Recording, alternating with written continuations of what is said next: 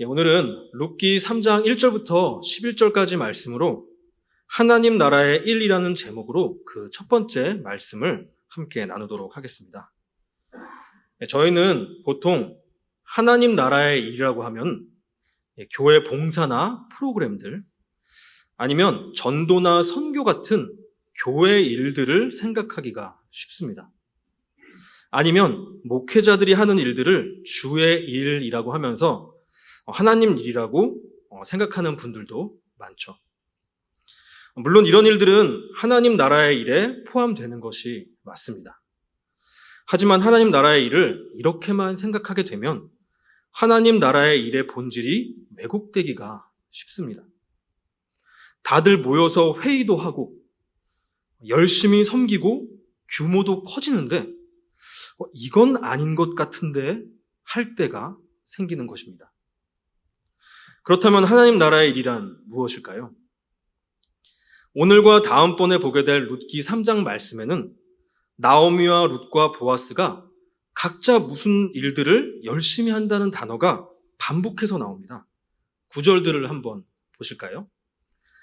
구하여 복되어야 복되게 하여야 내가 할 일 내가 다 행하리이다.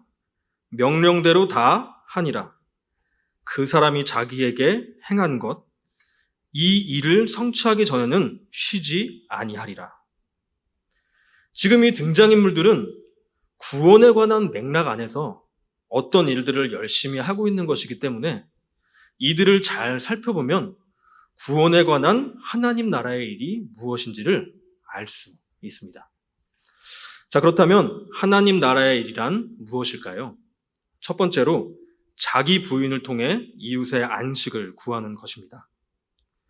자, 룻기 2장에서는 룻을 보호해주고 양식을 공급해주는 보아스를 본 룻과 나오미가 결국엔 이 보아스가 기업 물음, 땅을 회복시켜주지 않을까 하는 소망을 갖고 추수 기간을 보낼 수 있었던 이야기가 담겨져 있었습니다. 하나님께서 주신 땅을 소유하고 그곳에서 농사를 지어야 남의 밭을 전전하면서 해코지를 당하는 것에서 보호를 받을 수 있고 매년 끊임없이 공급을 받을 수가 있기 때문입니다. 하나님께서 애굽 땅에서 해코지를 당하며 제대로 먹지도 못하고 종노릇하던 이스라엘 백성들에게 젖과 꿀이 흐르는 땅을 주셨던 이유도 하나님께서 보호와 공급을 해주신다는 것을 그림으로 보여주시기 위해서였습니다. 이 성경의 땅이 이런 중요한 의미를 갖고 있기 때문에 이 백성들이 어쩔 수 없는 상황들로 땅을 잃게 되었을 때 이 강제적인 의무는 아니었지만 친척들을 통해서 그 땅을 회복시켜주는 제도를 만들어 주셨고 나오미는 그것을 소망했던 것입니다. 그런데 이제 추수가 모두 끝나서 더 이상 보아스의 밭에서 이삭을 줍지 못하게 됐습니다.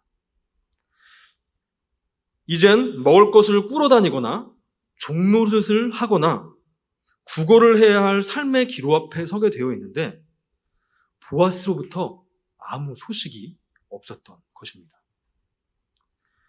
그런데 이제 그런 일들을 해서는 룻 한 사람의 생명도 지키기가 어렵기 때문에 늙어서 아무것도 못하는 나오미는 소망을 잃은 것 같은 상황 앞에 처하게 된 것입니다. 그런데 사실 저희도 이 두 사람과 비슷한 상황 가운데 처해 있습니다.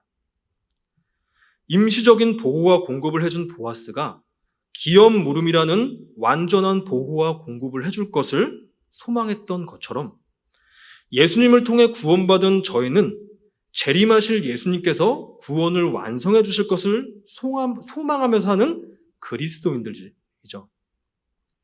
하지만 그런 예수님이 2000년이 지난 지금까지 언제 오실지를 모릅니다. 이쯤 되면 내가 살아있을 때 오시진 않으시겠지. 아니, 그걸 기대하면서 사는 게 더 이상한 사람 아닌가? 이런 의구심이 저희도 모르게 저희 마음 가운데 자리 잡게 되었는지 모릅니다. 그리고 그러다 보면 이제 오시는 건 둘째 치고라도 지금 나와 함께 하시며 나의 구원을 완성하고 계신 거는 맞나? 라는 생각까지도 마음속에 자리 잡게 되어 있어요. 이런 상황 가운데 일상은 계속되고 삶의 이런저런 막다른 길에 선 것 같은 상황이나 견디기 힘든 관계의 어려움에 직면하면 순식간에 소망을 잃은 자의 모습이 드러나게 되는 것입니다. 이런 사람들은 크게 두 가지의 모습이 나타나게 됩니다. 하나는 내가 내 삶의 소망을 찾아 나섭니다. 지금 겪는 어려운 상황을 이겨내고 내가 원하는 삶의 모습들을 구현하기 위한 삶을 찾아 나서는 것입니다. 눈에 보이는 일상의 만족과 성취에 소망을 두고 살아가게 되는 것이죠. 다른 하나는 그렇게 자기 욕망을 추구할 돈도 능력도 배짱도 없어서 초라해 보이는 인생 앞에 안주하거나 무기력해지는 것이죠. 그나마 유지되고 있는 지금 내 눈에 보이는 이 일상을 잃을까 두려워서 그것을 붙잡는 것에 소원을 두고 사는 것입니다. 하지만 이 두 가지 삶은 언제나 짝을 이루고 있습니다. 욕망을 추구하다가도 가진 것을 잃을까 두려워하고 두려움 가운데 살다가도 대박을 추구하기도 하죠. 눈에 보이는 일상의 삶에 매여서 종노릇을 하는 것입니다. 이 애굽의 종되었던 이스라엘 백성들이 세상에 종되어 사는 모습을 보여주는 그림이었듯이 지금 룻과 나오미가 구걸하고 종노릇하게 될 삶에 맞닥뜨렸다는 것은 바로 그런 삶을 살아갈 수도 있는 기로에 섰다는 것을 보여주고 있는 것입니다. 저희도 예수님의 재림과 구원을 삶의 중심, 삶의 목적, 삶의 소망으로 두지 않을 때 어느 순간 그런 모습으로 살고 있는 나를 발견하게 된다는 것을 여러분들도 경험해 보셨을 것입니다. 그렇다면 이런 삶의 기로 앞에서 룻과 나오미는 어떤 일들을 그렇게 열심히 하게 된 것일까요? 나오미가 먼저 말을 꺼냅니다. 1절입니다. 룻의 시어머니 나오미가 그에게 이르되 내 딸아 내가 너를 위하여 안식할 곳을 구하여 너를 복되게 하여야 하지 않겠느냐? 자, 여기서 너를 위해 안식할 곳을 구한다는 것은 룻이 결혼을 해서 남편과 가정을 얻을 곳을 구한다는 것입니다. 당시 문화 안에서는 남편이 아내와 가족을 보호해줬고 일을 해서 양식을 공급해줬기 때문입니다. 그래서 이것은 나오미가 며느리인 룻이 자기 친척 보아스와 결혼을 해서 자기 기업을 물려줄 것을 의도한 것은 아닙니다. 이 룻을 위한 나오미의 이런 순수한 의도는 모압에서 이스라엘로 올 때부터 사실 드러났었습니다. 룻기 1장 9절 상반절입니다. 여호와께서 너희에게 허락하사 각기 남편의 집에서 위로를 받게 하시기를 원하노라. 여기서 위로가 안식과 같은 단어입니다. 나오미가 이기적인 사람이었다면 이때부터 룻을 어떻게든 데리고 와서 자기 친척과 결혼을 시키려고 했을 것입니다. 하지만 나오미는 자기와 상관없이 룻이 결혼을 해서 안식 얻기를 바랬던 것이죠. 그런데 그때나 지금이나 나오미의 상황이 어떤가요? 룻이 없으면 곧 죽을 수도 있는 상황입니다. 나오미는 시어머니로서 룻이 자신을 봉양하도록 할 수도 있었지만 바로 그 권위와 생명도 내려놓고 룻의 안식을 구하고 있는 것입니다. 이렇게 내 인생에 대한 내 주장과 권위라고 하는 이 욕망과 죽을 것에 대한 두려움도 내려놓는 것을 자기 부인이라고 하죠. 자, 그런데 왜 나오미는 굳이 지금 자기 부인을 통해서 나오미에게 안식을 주고자 했던 것일까요? 사람은 필연적으로 관계를 맺고 서로를 의존해 살아가는 사회적인 동물입니다. 그런데 이 땅의 대부분의 것들은 모두가 원하는 만큼 공평하게 갖기가 참 어렵습니다. 이 가운데 내 욕망과 두려움만을 해결하려는 이기성을 추구하다 보면 어떤 방식으로든지 이웃에게 상처와 고통과 피해와 수고를 안길 수밖에 없습니다. 내 안식을 내가 얻으려고 발버둥치는 이기주의, 개인주의, 자기 보존의 욕구는 오히려 모두의 안식을 깨는 것입니다. 결국 자기 부인을 통해서만 이 만인에 대한 만인의 투쟁 같은 인간관계 가운데 서로가 안식을 얻을 수가 있는 것입니다. 그래서 이런 나오미가 하는 일들이 룻에게도 똑같이 나옵니다. 나오미는 룻을 결혼시키기 위해서 타작마당에 보내서 보아스 옆에 누워있게 하는 계획이 있었고 룻은 그 계획에 순종했습니다. 그런데 이 당시의 타작마당은 남자들의 일이었고 타작을 하면서 잔치술에 취하기도 했기 때문에 이 성경에서 이 타작마당은 음행의 공간으로도 묘사가 됩니다. 위험한 곳이면서 또 음행하는 여자로 오해를 받아 수치를 얻을 수도 있는 곳이죠. 게다가 룻은 그런 타작마당에서 자고 있던 마을에 존경받는 보아스의 옆에 누웠습니다. 보아스가 나쁜 사람이었다면 안 좋은 일이 벌어졌을 수도 있고 이것은 영락없이 음행하는 여자의 모습이었기 때문에 잘못하면 돌에 맞아 죽을 수도 있는 상황이었던 것입니다. 그런데 왜 룻은 이런 수치와 죽음을 무릅쓰고 나오미의 계획에 순종한 것일까요? 9절 말씀에 답이 있습니다. 나는 당신의 여종 룻이오니 당신의 옷자락을 펴 당신의 여종을 덮으소서.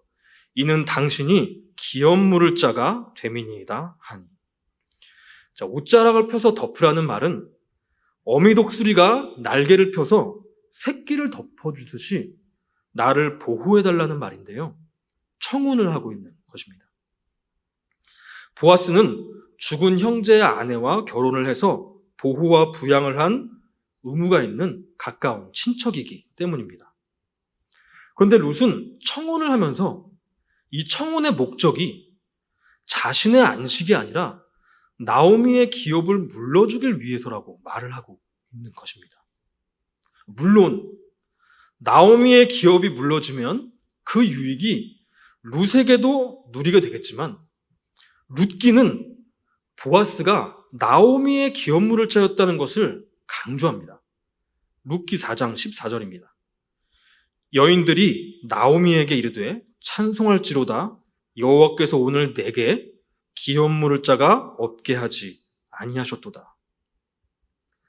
바로 나오미가 자기 부인을 통해서 룻의 안식 얻기를 구했다면 룻도 수치와 죽음을 무릅쓰는 자기 부인을 통해서 나오미가 안식 얻기를 구했던 것입니다. 자, 그렇다면 이 두 사람이 서로를 위해 구했던 이 안식이 무엇이길래 자기의 모든 것을 내려놓았던 것일까요? 마태복음 11장 28절입니다. 수고하고 무거운 짐진 자들아 다 내게로 오라. 내가 너희를 쉬게 하리라. 여기서 쉰다는 것이 안식을 말하죠. 그렇다면 사람들은 왜 수고하고 무거운 짐을 지고 있는 것일까요? 앞서 살펴봤듯이 하늘 소망이 없는 사람들은 모든 것에 한계가 있는 이 땅에서 치킨 게임을 하듯이 만인에 대한 만인의 투쟁을 하며 살아가야 됩니다. 죽기까지 사랑할 것 같던 연인 사이에서도 수십 년이 된 부부 사이에서도 안 그럴 것 같던 친구 사이에서도 의지할 수 있었던 것 같았던 친구 관계에서도 내가 낳은 자식과도 투쟁이 생기는 거죠. 뿐만 아니라 죄로 인해 연약할 수밖에 없는 사람들은 그런 서로를 보호해주지는 못할 망정 경쟁 상대로서 정죄하고 짓밟으면서 살아갑니다. 욕망을 추구하며 성공한 자들에 대해서는 피도 눈물도 없는 속물 같다고 욕을 하고 그러지 못한 자들에 대해서는 노력하지 않고 게으르고 사회 탓, 상황 탓, 남 탓하는 거지 근성 때문에 그렇게밖에 못 살게 됐다고 조롱하기도 합니다. 그러면서 내 죄와 연약함은 어떻게 해서든지 뒤로 감추죠. 내 잘나 보이는 것들을 자랑하고 그것을 내 힘으로 지키며 남을 깎아내리고자 발버둥치는 이런 삶은 수고스럽고 무거운 삶인 것입니다. 아담과 하와가 서로의 잘못을 떠넘기고 지적하면서 자기의 수치는 곧 썩어져 버릴 나뭇잎으로 가리고 노동의 수고와 출산의 고통이라는 저주를 안고 살아가는 모습이 죄로 인해 모든 인간이 그런 수고롭고 혼자서는 감당하기엔 너무 무거운 짐을 진 것 같은 삶을 살게 되었다는 것을 그림으로 보여주는 것이죠. 하지만 예수님께서 우리의 죄를 대속하신 그 피로 그 칼날과 같이 날카로운 죄의 정죄와 영향력으로부터 우리를 보호해 주셨고 하늘에 계신 하나님의 무한한 생명을 공급받는 통로를 열어주셨기 때문에 바로 예수님께 가면 안식을 얻을 수 있다고 말씀을 하신 것입니다. 자, 그런데 그런 안식을 얻기 위해 자신에게 오라고 하셨던 그 예수님을 따른다는 것이 무엇일까요? 마가복음 8장 34절입니다. 무리와 제자들을 불러 이르시되 누구든지 나를 따라오려든 자기를 부인하고 자기 십자가를 지고 나를 따를 것이니라. 바로 십자가에 내 자아를 못 박는 자기 부인을 하는 것이 안식을 주시는 예수님께로 나아가는 길이라고 말씀을 하시는 것입니다. 그런데 이렇게 말씀하시는 예수님께서도 자기 머리 두실 곳조차 없으셨고 식사도 제대로 못하셨던 분이신데 십자가에서 죽기까지 자기를 부인하시며 누구의 안식을 구하셨나요? 바로 예수님의 형제이자 이웃인 바로 저희들입니다. 그것이 예수님께 사명으로 주어진 하나님 나라의 일이었던 것이죠. 그래서 나오미와 룻도 소망을 잃은 것 같은 상황 속에서도 꿈틀꿈틀 올라올 수밖에 없는 욕망과 두려움을 부인하는 예수님께 나아가는 길을 걸으며 이웃의 안식을 구했던 것입니다. 저희도 삶의 많은 부분들이 이렇게 내 코가 석자인 상태로 살아가시는 분들이 많습니다. 어릴 때는 노느라 바쁘고요. 학생 때는 대학 입시 준비하느라, 대학 가면 취업 준비, 취업하면 결혼 준비, 결혼하면 집과 차 대출금 갚으며 자녀 양육, 애 좀 키워서 독립시키면 그동안 못했던 내 인생 좀 누리려고 하지만 곧 들이닥치는 손주 봐줘야죠. 손주 봐줘서 유치원이라도 보낸가 하면 연로한 부모님을 모셔야 됩니다. 그것까지 끝나면 이제 나오미처럼 내 몸조차 가누기 힘든 상황에 처하게 되는 것이죠. 저희는 이런 고된 인생 속에서 내 안식도 찾기 힘든데 누구 안식을 신경 쓰냐며 살아가기가 너무나 쉬운 것입니다. 하지만 오늘 말씀은 그런 상황 속에서도 내 안식을 위해 발버둥 칠 때 안식이 오는 것이 아니라 이웃의 안식을 위해 자기 부인을 하는 것이 우리가 모두 참된 안식을 얻을 수 있는 하나님 나라의 일이라고 하는 것입니다. 이 코로나로 인해 모이기가 어려운 이 시기, 어쩌면 하나님 나라의 일이 마귀로 인해서 모두 막혀버리고 뭔가 제대로 되지 않는 것처럼 생각될지도 모릅니다. 하지만 오늘 말씀처럼 하나님 나라의 일이란 저희가 어디에 있든 어떤 관계를 맺든 어떤 상황에 있든 작은 일을 하든 큰 일을 하든 돈을 많이 쓰든 적게 쓰든 자기 부인을 하며 예수님을 걷는 것, 예수님의 길을 걷는 것, 이웃이 예수님을 통해 안식을 얻기를 구하는 것입니다. 저와 여러분들이 이런 하나님 나라의 일의 본질을 기억하며 어떤 상황 가운데서도 기쁨과 안식을 함께 누리시기를 바랍니다. 두 번째로 하나님 나라의 일이란 무엇일까요? 지혜를 통해 이웃의 안식을 구하는 것입니다.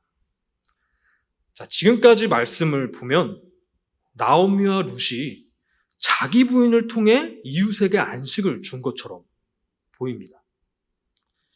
하지만 이 안식은 죽기까지 자기 부인을 할지라도 사람의 노력으로는 얻을 수 있는 것이 아닙니다. 사실 나오미는 룻이 보아스와 결혼할 수 있도록 자기 부인을 했지만 보아스가 친척이라는 연결고리만 있었을 뿐 어떻게 해줄 방법이 없었습니다. 하나님께서는 땅을 회복시켜 주셔서 보호와 공급을 해주는 기업 물음을 두셨듯이 자식 없이 남편이 죽었을 때 가까운 형제나 친척이 대를 잇고 생계를 책임져주는 계대 결혼이라는 제도도 만들어 두셨습니다. 이 계대 결혼을 통해서 자식을 낳아 생명을 이어갈 수 있게 해주시고 남편을 통해 보호와 공급을 해주기 위해서입니다. 자, 그런데 이 보아스가 가까운 친척이긴 했지만 우선순위의 친척이 따로 있었습니다. 이런 상황에서 대낮에 룻을 보아스에게 보냈는데 우선순위자가 결혼 의사가 있었다고 한다면 이 보아스가 결혼 의사가 있었다고 할지라도 난감해지고 우선순위자가 결혼 의사가 없었을지라도 상의도 없이 보아스에게 룻을 먼저 보낸 것에 기분이 좋지만은 않았을 것입니다. 지혜롭지 못한 방법인 거죠. 이 작은 마을에 가까운 친척들이라서 이걸 다 알고 있었거든요. 이런 여러 가지 이유로 나오미는 독특한 계획을 내놓게 되었던 것입니다. 자, 그런데요. 이 계획을 자세히 뜯어보면 상식선에서 이해하기 어려운 부분들이 많습니다. 앞서 살펴봤듯이 그 술 취한 밤의 타작마당은 너무나 위험하고 음행하는 여자로 오해받아서 수치를 당할 수도 있는 곳이었습니다. 아무리 룻의 안식을 위한 좋은 의도가 있었을지라도 당시 사람들도 이 계획을 들었다면 저건 아닌데 그랬을 것입니다. 게다가 룻에게 술 취한 보아스의 옆에 누워서 자라고 했습니다. 여러분들 중에 정말 원하는 사윗감이 나타났다고 했을 때 아직 결혼하지도 않은 사랑하는 딸을 술 취해 자고 있는 사윗감 옆에 눕혀서라도 결혼을 시키고자 하시는 분이 계실까요? 이거는 막장 드라마에서도 잘 사용되지는 않는 소재입니다. 이런 일들이 사람들이 보기에 얼마나 위험하고 이상한 것인지 나중에 보아스도 룻을 보호해주기 위해서 사람들이 보지 못하는 새벽까지 기다렸다가 나가라고 합니다. 자, 그렇다면 나오미는 왜 이런 비상식적인 계획을 짠 것일까요? 성경에 나타나는 이렇게 상식에 어긋나 보이는 두 가지 사건을 보면 답을 얻는데 도움이 됩니다. 자, 이 라합이라는 여자는 거짓말로 이스라엘 정탐꾼을 살려준 것으로 유명하죠. 그래서 하나님의 일을 위해서는 선한 거짓말도 필요할 때가 있다고 설교되는 경우가 많습니다. 하지만 그 본문은 목적만 선하면 뭐든지 해도 된다는 것을 말하기 위한 것이 아닙니다. 사실 라합의 입장에서 봤을 때 자신과 가족들을 진멸하러 오는 정탐꾼들을 거짓말까지 하면서 살려줄 이유는 없었습니다. 그래서 라합의 집에 정탐꾼이 들었다는 첩보를 들은 군인들이 라합의 한마디 거짓말을 믿고 아무런 의심 없이 갔었던 것입니다. 상식적으로 자기와 가족들 모두 죽을 수 있는 거짓말을 할 거라고는 생각도 못했던 것이죠. 만약 그 나라의 후손들이 살아있거나 이스라엘이 전쟁에 패배라도 했다면 매국노로 몰려서 테러를 당하거나 교과서에 실려서 몇천 년이 지나더라도 집안 대대로 욕을 먹을 수 있는 큰 위험이 따르는 일이었습니다. 그렇다면 라합은 왜 이런 위험을 감수하면서까지 그들을 살려줬던 것일까요? 여호수아 2장 11절입니다. 우리가 듣자 곧 마음이 녹았고 너희로 말미암아 사람이 정신을 잃었나니 너희의 하나님 여호와는 위로는 하늘에서도 아래로는 땅에서도 하나님이시니라. 바로 여호와께서 땅에서뿐만이 아니라 하늘의 하나님이심을 알게 되어 경외하게 되었다는 것입니다.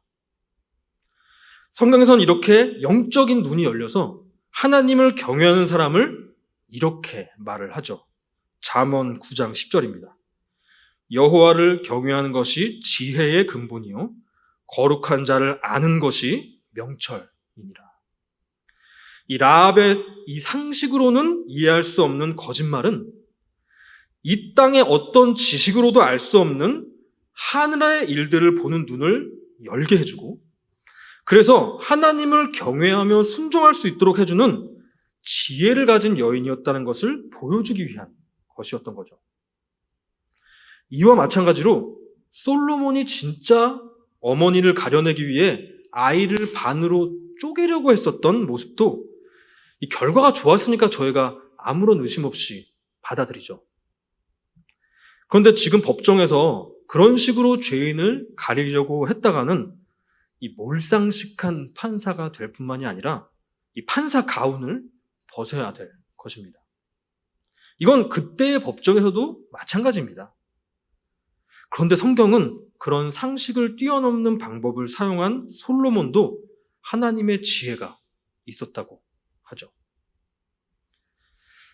하지만 이 두 가지 예로는 나오미의 계획도 상식을 뛰어넘는 지혜를 보여주는 것이라고 단정하기엔 아직 확신하긴 부족합니다.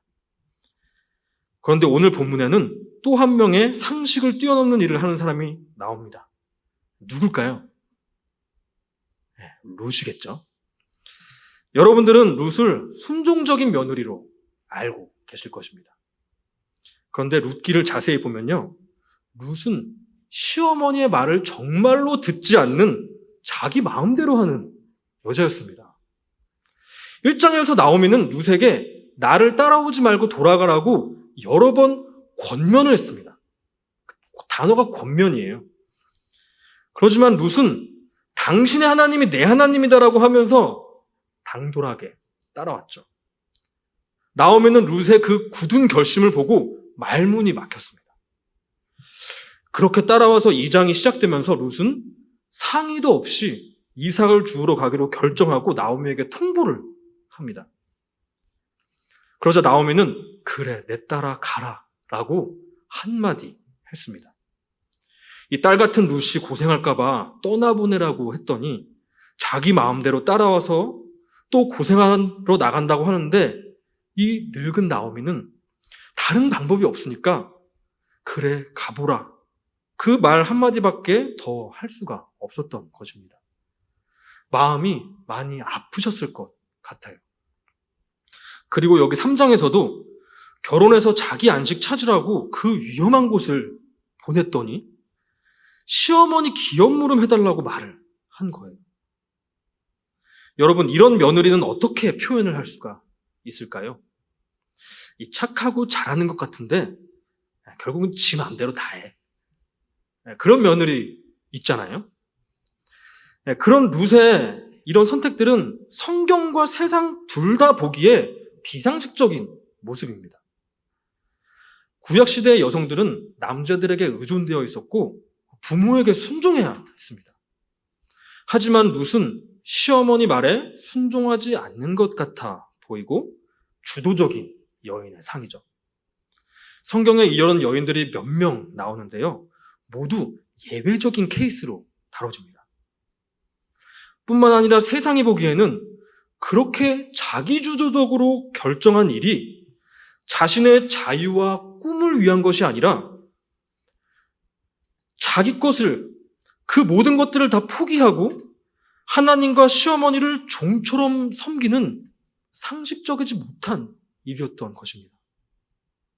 여러분, 같이 교회 다니는 며느리나 사위들도 이렇게까지 하지는 않지 않나요? 하나님도 잘 섬기고 시어머니도 잘 섬기고. 어버이날도 지금 얼마 안 지났는데 솔직히 말씀하셔도 괜찮습니다. 그런데 이 룻이 나오미의 말에 순종한 일이 한 가지 있습니다. 바로 수치와 죽음을 무릅쓰고 보아스에게 청혼을 한 일입니다. 그런데 그 일은 보아스가 보기에 상식적이지 않았습니다. 10절 말씀입니다. 그가 이르되 내 딸아, 여호와께서 내게 복 주시기를 원하노라.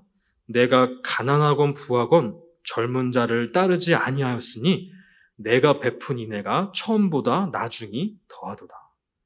이 보아스는 나이가 많았던 것 같습니다. 이 룻은 젊은 여자였기 때문에 보아스가 보기에도 젊은 남자와 결혼하는 것이 상식이었던 것입니다. 자, 여러분들께서 기저귀 갈고 씻기고 먹이고 아플 때 밤 지새우고 공부시켜서 이제 막 20살 넘은 사랑하는 딸이 지금 여기 김대범 목사님과 결혼한다고 생각을 해보세요. 아니, 이 김대범 목사님이 아무리 보아스 같다고 할지라도 이건 아닌데? 하시지 않으실까요? 아니, 다른 이유 때문이 아니라 뭐 수염이 이상하다던가 뭐 그런 이유가 아니라 나이가 많이 차이 나잖아요. 보아스는 그런 선택을 한 룻이 상식적이지가 않았던 것입니다. 그런데요, 이 보아스는 룻이 이런 선택을 한 것이 나오미를 위한 것임을 꿰뚫어 봤습니다. 그래서 지금까지도 나오미에게 상식적인 사랑을 뛰어넘는 인애, 바로 헤세드적인 사랑을 베풀어 왔지만 지금 더 큰 인애를 베풀고 있다고 하는 것입니다. 보아스는 그래서 이런 룻을 이렇게 평가를 합니다. 11절입니다. 네가 현숙한 여자인 줄을 나의 성읍 백성들이 다 아느니라. 이 탁월하다라는 뜻의 현숙한 여인은 잠언에서 똑같은 표현으로 나오는데요. 잠언에서 이 여인은 지혜를 의인화한 것입니다. 결국 보아스는 룻을 탁월하고 지혜로운 여인이라고 말을 하는 것입니다. 자, 여기서 또 하나의 반전이 있는데요. 이렇게 보아스가 칭찬한 이 상식적이지 않은 계획은 바로 나오미로부터 나왔다는 것입니다. 결국 나오미도 탁월하고 지혜로운 여자라는 것을 간접적으로 알 수가 있는 것이죠. 이 두 사람이 서로의 안식을 구하기 위해서는 절대로 자기의 힘, 자신의 지식으로는 불가능했습니다. 하지만 이 상식을 뛰어넘는 지혜를 의존한 두 사람의 콜라보가 서로의 안식을 얻게 한 것입니다. 이 안식은 하나님께서 주시는 지혜를 의존할 때만이 얻을 수 있기 때문이죠. 자, 그런데요, 이 나오미와 룻, 그리고 라합과 솔로몬, 그리고 오늘 시간 관계상 보지 못했던 에스더의 지혜도 이 자세히 보면요, 공통점이 세 가지가 있습니다. 바로 상식을 뛰어넘는다는 것과 희생과 선한 결과입니다. 이런 지혜의 모습들은 예수님과 십자가로 드러나는 하나님의 지혜를 모형합니다. 고린도전서 1장 24절 하반절입니다. 그리스도는 하나님의 지혜니라. 예수님과 예수님의 십자가 사역이 지혜라고 불리는 것은 세상의 상식의 틀로는 상상도 할 수 없는 것이기 때문입니다. 어떻게 하나님과 동등된 분이 사람의 옷을 입고 내려오실 수가 있나요? 어떻게 하나님의 아들이 바퀴벌레 같은 저희에게 안식을 주시겠다고 십자가에 죽으실 수가 있나요? 게다가 사람들보다 영적인 것을 더 잘 보고 예수님의 정체도 알아봤던 마귀와 귀신들조차 자신들이 이런 방법으로 끝장날지 예상조차 할 수 없었던 지혜인 것입니다.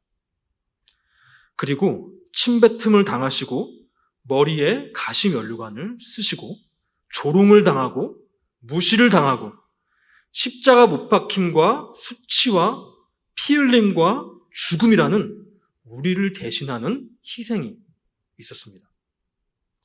그리고 여기에는 저희를 구원해 안식에 이르게 하시는 하나님의 선하신 뜻이 이루어지는 결과도 있었죠.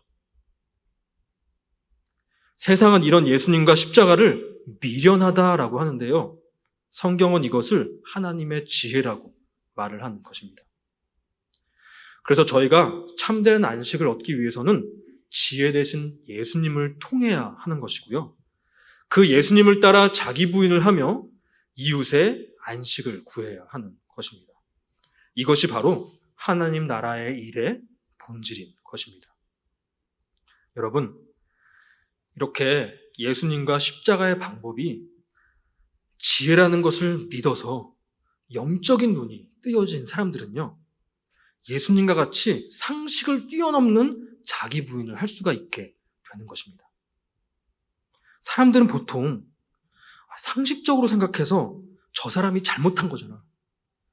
내가 지금 화내는 것은 지극히 합리적이야. 너가 사장이고 쟤는 점원인데 네가 왜 굽혀? 아니, 남편은 자기 마음대로 하려고 하는데 왜 나만 참아야 되지?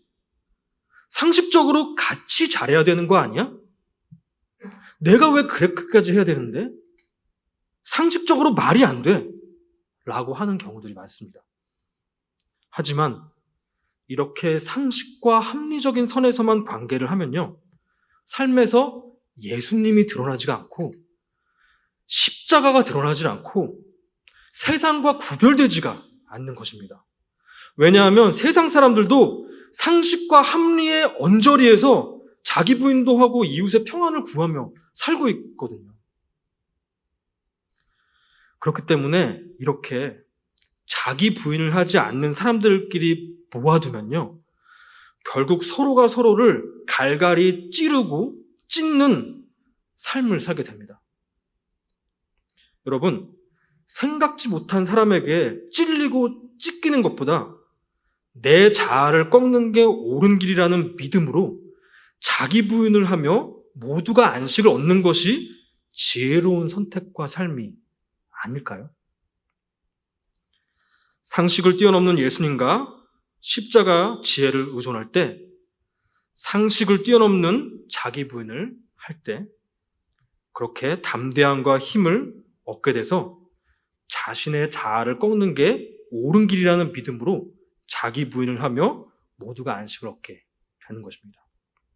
그렇게 삶의 모든 영역에서 하나님 나라의 일에 참여해서 홀로 수고롭고 무거운 짐을 진 것 같은 이 땅의 삶 가운데 서로가 함께 안식을 누릴 수 있는 저와 여러분들이 되시기를 바랍니다.